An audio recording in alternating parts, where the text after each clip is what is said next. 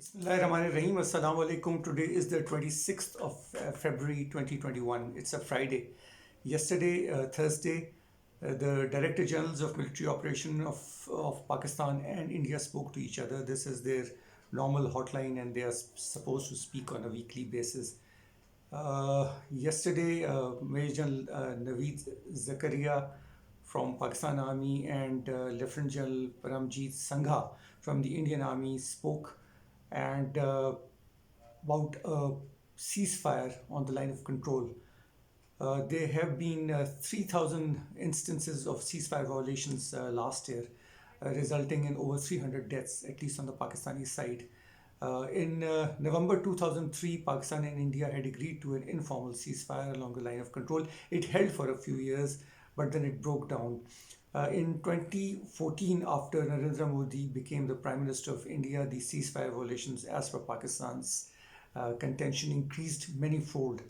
India does not allow the military observers, part of the UN military observers group in India and Pakistan, to go to their part of the line of control because they think it's a done deal, that this is no more an issue with them. With Pakistan, it's still an issue. In August 2019, the Indian government unilaterally revoked the special status of occupied Kashmir, which was granted to it under the UN Constitution. They revoked Article 370 and 35A and clamped down an indefinite communications lockdown in occupied Kashmir. And after that, they also allowed illegal settlements to non-Kashmiris, which was prohibited previously, and they gave domiciles to hundreds and thousands of non-Kashmiris, which did not sit well with the people in the occupied valley. The situation in the occupied valley is not good. There are continuous ceasefire violations.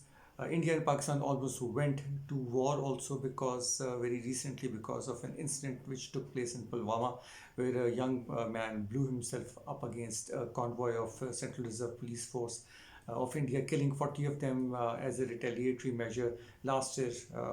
After a few weeks in February, the Indian aircraft intruded into Pakistan's territory and bombed a tiny hamlet of Jabba in Balakot, Khyber Pakhtunkhwa province. This was a first instance of Indians striking into Pakistani territory. It was not disputed territory. Pakistan retaliated by luring in two Indian aircrafts, shooting them down, making an Indian airman prisoner, and returning him as a gesture of goodwill. So Pakistan and India in February 2020 nearly came to war, and it is a dangerous scenario because both countries are nuclear armed. What will happen after this ceasefire, which is supposed to have taken place in very harmonious circumstances? Both generals speak to them in a fair and candid manner. Nobody took offense to what the other was saying, and each reassured the other that they would abide by the terms of the ceasefire.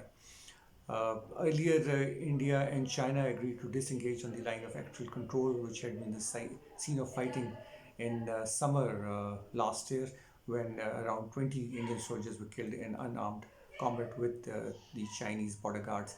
Again, it appears that peace is returning, at least on the disputed borders. It's not the same within the occupied valley. But peace should return. Conflict should be resolved. Conflict over Kashmir should be resolved according to the wishes of the Kashmiri people. So this is an issue which keeps everybody in the region on tenterhooks. Pakistan, India, China, all are nuclear armed countries. So conflict is not good. This is a place which is home to 1/6 of the world's population. So ideally, countries should be spending more on the welfare of people rather than fighting amongst each other. So this is all from my side. I'll be expecting some kind of inputs from your side. Thank you very much for watching me.